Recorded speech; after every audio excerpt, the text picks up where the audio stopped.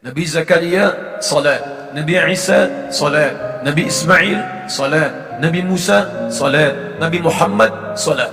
Nabi, Rasul, dekat dengan Allah, surga sangat terjamin, tingkat paling tinggi, tidak ada hisab untuk mereka. Mereka semua salat. Anda bukan Nabi, Anda bukan Rasul, sampai subuh ini belum ada jaminan surga. Tingkatnya belum tentu paling tinggi, hisabnya masih menegangkan, dan Anda memilih tidak salat.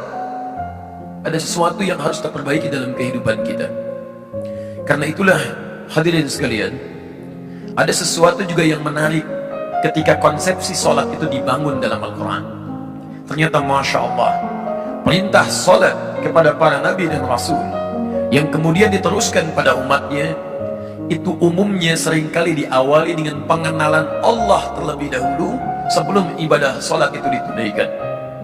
Perhatikan kembali ketika Allah firmankan kepada Musa alaihi salam, sebelum Musa diperintahkan untuk sholat, terlebih dahulu Allah mengenalkan dirinya supaya diketahui dalam sholat itu siapa yang disembah, supaya dikenal siapa yang disembah, supaya dirasakan kenikmatan saat menyembahnya, supaya dihadirkan kekhusyuan saat menyembahnya.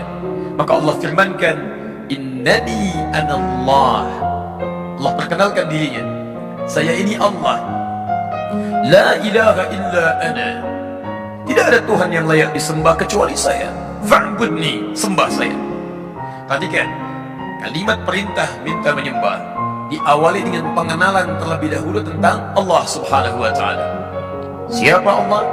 Dikenalkan aspek ketuhanannya, dikenalkan rasionalitas kenapa mesti menyembahnya, diberikan sifat-sifatnya supaya diperkenalkan agar khusyuk dalam menyembahnya.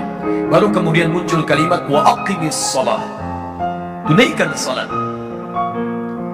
Cukup menarik. Dan semua demikian. Bahkan fase salat di masa Nabi SAW, ini yang paling menarik. Sebelum diperintahkan salat, setahun sebelum hijrah ke Madinah Al-Munawwarah itu, dalam usia Nabi 52 tahun, setelah 12 tahun berdakwah di kota Mekah, ternyata perintah salat tidak langsung diberikan saat Nabi diangkat jadi Rasul, tapi justru diberikan perintah untuk mengenalkan Allah terlebih dahulu pada masyarakat hampir selama 12 tahun. Baru kemudian muncul perintah untuk menunaikan salat. Hadirin, inilah yang kita jadikan bahasan pada subuh ini. Mengapa kemudian Allah perkenalkan terlebih dahulu tentang konsepsi ketuhanan, konsepsi penyembahan sebelum turun perintah untuk menyembahnya? Saya ingin tunjukkan sedikit saja perbedaan orang dulu sholat dengan orang sekarang sholat. Dulu orang sholat karena mengenal Allah terlebih dahulu, memahami bagaimana cara menyembahnya, maka kenikmatan sholatnya Masya Allah ketika ditunaikan, khusyuk sungguh tak terlukiskan. Ada orang ketika sholat tiba-tiba lewat anak panah, dia tidak bergeser sedikit pun dalam sholatnya. Ada orang yang kemudian dalam sholatnya terhunus pedang, dan dia Masya Allah masih meneruskan sholatnya. Ada orang ketika dalam sholatnya terkena duri, sebelum sholat durinya akan dicabut, Masya Allah dia masih merasakan kesakitan. Tapi ketika menikmati sholatnya, kawannya mengatakan, saya tahu kapan waktunya duri itu akan dicabut. Ketika dia mulai bertakbir kemudian durinya dicabut, Allahu Akbar, tidak bergeser sedikit pun, tidak berubah warna wajahnya, tetap dalam keadaan sholatnya. Bahkan ada orang yang ketika mulai bertakbir, kisah ini nyata seluruhnya, dia mengucapkan Allahu Akbar. Abu Dawud nomor hadis 857, fayaqulu Allahu Akbar, maka dia bertakbir Allahu Akbar. Saat kalimat Allah diucapkan, itu bisa bergetar tangannya. Dan kata Nabi, orang ini masuk surga tanpa hisab, pahanya tidak sebanding dengan amalan umat manusia. Bahkan beliau menjadi mertua Nabi, bahkan beliau diantara orang sangat dimuliakan Nabi sampai menemani Nabi, dipilih oleh Nabi untuk berhijrah ke Al-Madinah Al-Munawwarah. Anda bisa bayangkan, ada orang dulu bertakbir sampai gemetar, ada orang dulu dalam keadaan salat sangat menikmatinya, sujudnya bisa berlama-lama, kenikmatan bisa didapatkan. Sampai Imam An-Nawawi dalam kitabnya At-Tibyan fi Adab Hamalatil Quran di halaman 38 paragraf yang pertama baris 1 sampai 2 cetakan Darul Kutub Al-Islamiyah, beliau menyebutkan banyak sahabat-sahabat Nabi, terkhusus Utsman bin Affan radhiyallahu taala, kemudian ada Abdurrahman bin Auf, ada Tamim Ad-Dari. Bahkan di antara kehebatan mereka tidak sekedar meraih dunianya begitu sukses, tapi kenikmatan terbesarnya ketika mampu tahajud, bahkan sampai khatam Quran, saking nikmatnya dalam sholatnya. Kenapa? Karena mereka telah kenal terhadap Allah lebih dahulu sebelum mereka tunaikan sholatnya.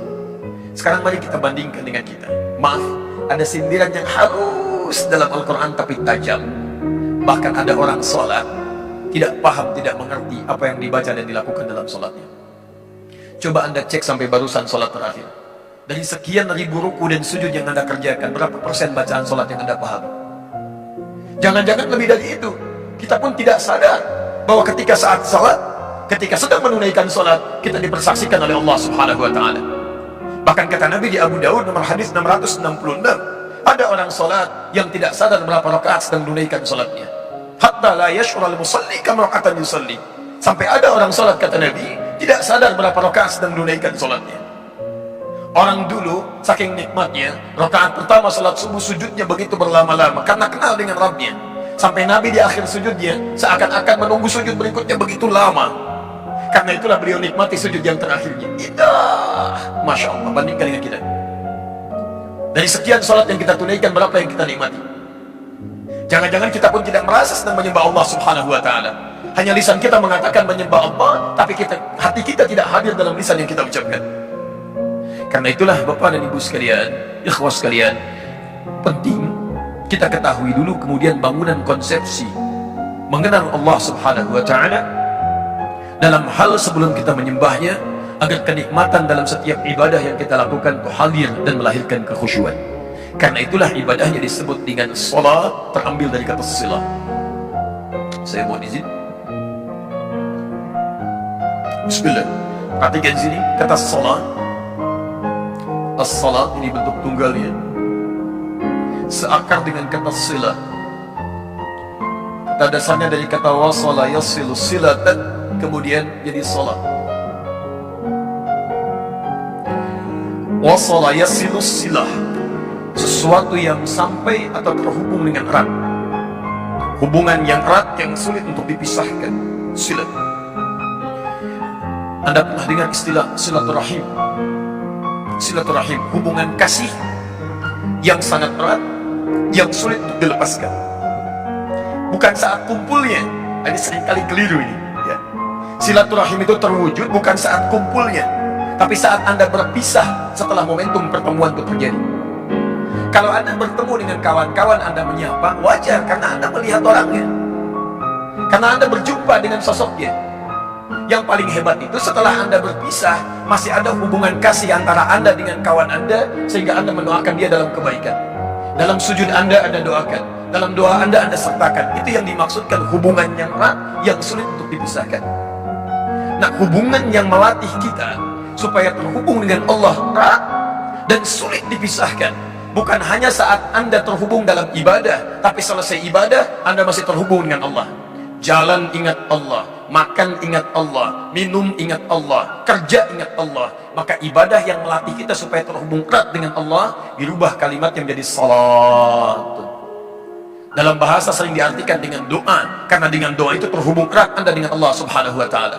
Karena itulah setiap aktivitas kita seringkali dibuka dengan doa. Tunjukkan pada saya, mohon maaf ya, tunjukkan pada saya, di kepercayaan mana yang dianggap sebagai agama yang setiap aktivitasnya melekat dengan doa. Coba lihat, kita bangun tidur ada doanya, Anda cuci tangan ada doanya, Anda makan ada doanya, Anda melepas pakaian ada doanya, pakai pakaian ada doanya, urusan ke toilet pun ada doanya. Bahkan langkahnya diatur, masuk kiri keluar kanan, masuk masjid pun ada doanya, langkahnya diatur, masuk kanan keluar kiri. Tunjukkan. Dan doa itu bukan sekedar kalimat yang diucapkan, tapi itu bangunan kita, konsepsi kita antara kita dengan Allah supaya ada ikatan. Bahkan kata Nabi, lihat kalimatnya, saat Anda tidak tahu doanya pun cukup ucapkan kalimat Allah. Kullu amrin fi balin la yubda'u fihi bismillahirrahmanirrahim fahuwa abtar. Setiap perbuatan baik yang tidak diiringi kalimat Allah di dalamnya, bismillahirrahmanirrahim, paling singkat bismillah, abtar, terputus hubungan dia dengan Allah. Gak ada.